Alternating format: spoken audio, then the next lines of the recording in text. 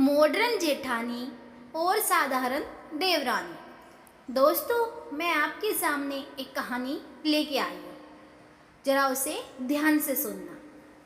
दो बहुएं, एक शहर की मॉडर्न, दूसरी गांव की सीधी सादी। एक को अपने पैसे और सुंदरता पर घमंड था, दूसरी के पास सिर्फ संस्कार थे।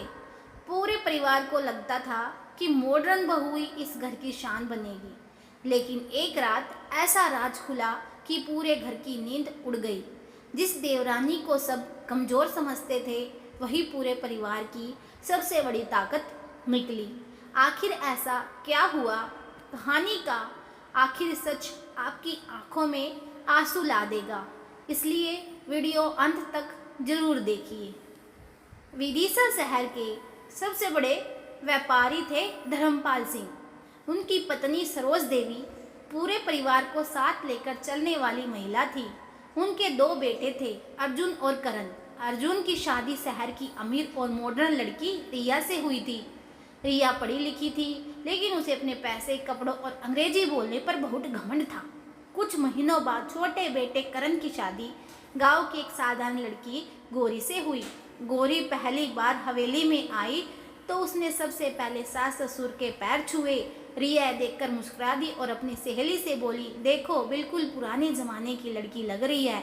गौरी ने सब सुन लिया, लेकिन कुछ नहीं बोली।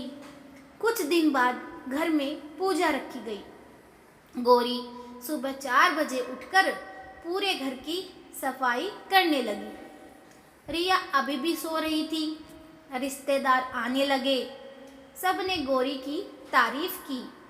रिया के चेहरे पर हल्की जलन दिखाई देने लगी। उस रात रिया अपने कमरे में बैठी थी।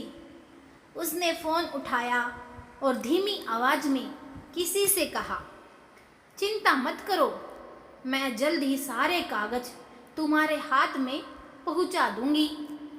गौरी पानी लेने जा रही थी। उसने यह बात सुन ली, लेकिन उसने किसी से कुछ भी नहीं बताया। वो चुपचाप अपने मन में बात लेके वहां से अपने रूम में चली गई। अगली सुबह सरोज देवी की अलमारी से कुछ जरूरी दस्तावेज गायब हो गए। पूरा घर परेशान हो गया। रिया सबसे पहले बोली, माँ जी, कल अलमारी के पास तो सिर्फ नहीं बहू ही थी। सभी की नज़र गौरी पर टिक गई। गौरी चुप रही, लेकिन उसके चेहरे पर डर नहीं था, जैसे उसे कुछ ऐसा पता हो जो पूरे घर को नहीं पता। वह चुपचाप होकर वहाँ पर खड़ी रही। पूरे घर में सन्नाटा छा गया।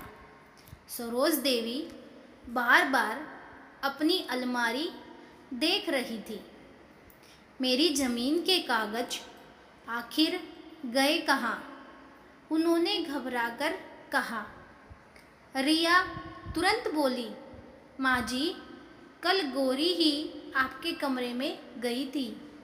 हो सकता है उसी ने गलती से कहीं रख दिए हो।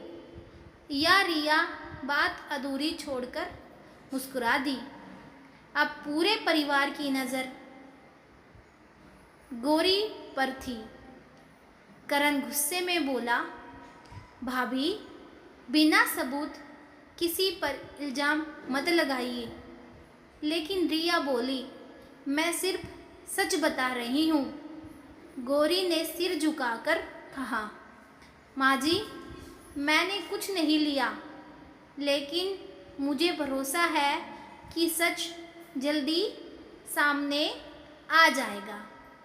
सरोज देवी उलझन में थी।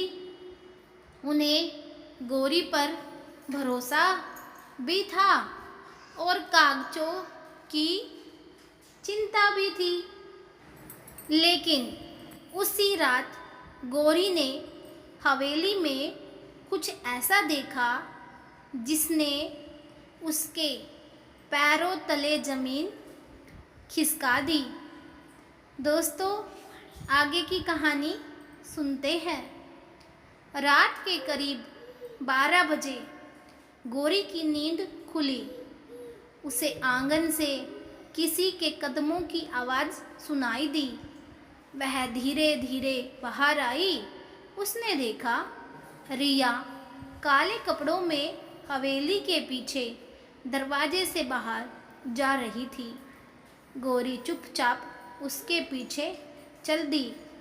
कुछ दूर एक काली कार खड़ी थी। रिया ने किसी आदमी को एक लिफाफा दिया। आदमी बोला, बाकी कागज जल्दी पहुंचा देना, नहीं तो याद रखना। यह सुनकर गोरी हैरान रह गई। उसे समझ नहीं आया कि रिया किस मुसीबत में फंसी हुई है। वह बिना आवाज़ किए वापस कमरे में आ गई। अगली सुबह सरोज देवी की तबीयत अचानक बिगड़ गई। डॉक्टर ने आराम करने की सलाह दी। पूरे घर की जिम्मेदारी गोरी ने संभाल ली। रिया पूरे दिन मोबाइल पर किसी से बात करती रही।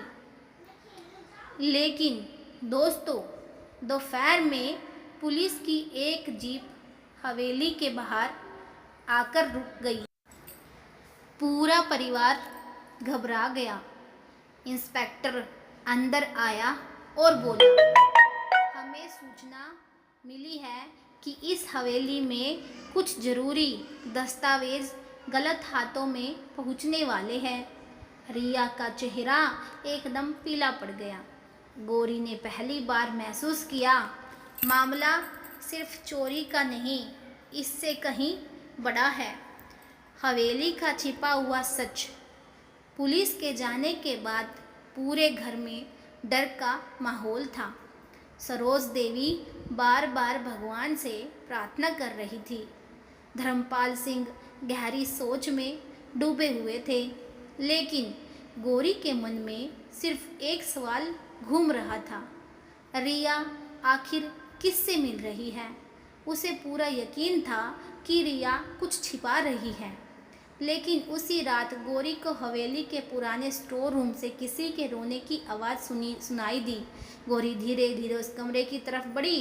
दरवाज़ा थोड़ा खुला था। अंदर रिया बैठी रो रही थी। उसके हाथों में एक पुरानी तस्वीर थी। रिया बार बार कह रही थी, मैं क्या करूं? अगर मैंने उनकी बात नहीं मानी तो वे मेरे भाई को मार देंगे। गोरी यह सुनकर हैरान रह गई। पहली बार लगा रिया चोर नहीं, किसी बहुत बड़ी मुसीबत में फंसी हुई है। लेकिन तभी रिया ने किसी के कदमों की आहट सुन ली। वह तुरंत बाहर आई। गोरी छिप गई। रिया को कुछ शक हुआ, लेकिन वह बिना कुछ बोले वहाँ से चली गई।